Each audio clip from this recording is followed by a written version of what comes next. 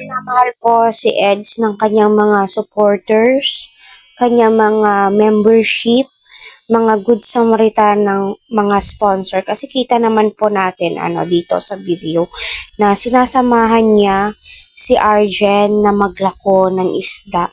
Ito po ay nahuli ng kanyang tatay. So, buti pa si Eds na experience niya po ito at gusto po niyang makita kung ano yung mga ginagawa nila Arjen. So suportahan din po natin si Arjen kasi may Facebook po siya. May social media account po siya which is YouTube channel po niya, di ba? Pinasakay po ni Eds. So totoo po yung sinabi ni Edu. Kaya bumili po siya ng sasakyan para maisama niya ang kanyang mga beneficiary.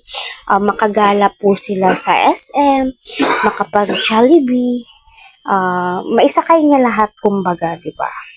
So si Eds ay hindi po siya makasarili, kaya binibless po siya, deserve po niya kung ano po yung blessings na natatanggap niya. Kasi sinishare po niya. Di po siya yung tipo ng lalaki na maarte.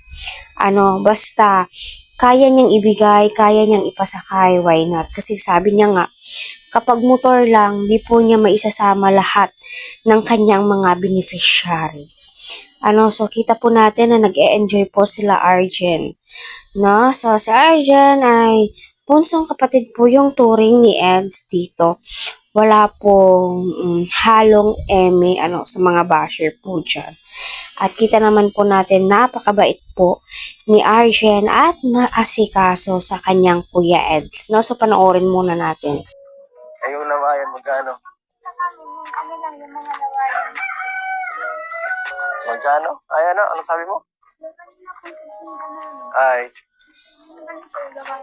lawayan lang.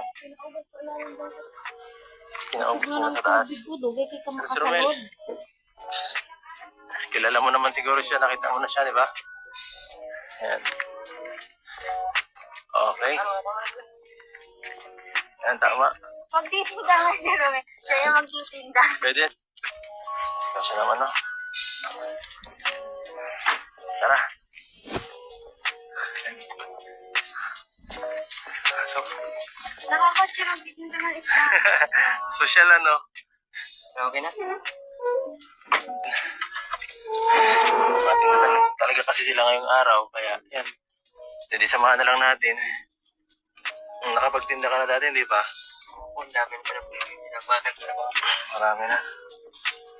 Pagtinda ng isda, atry mo na. May kang tips kung paano magtinda?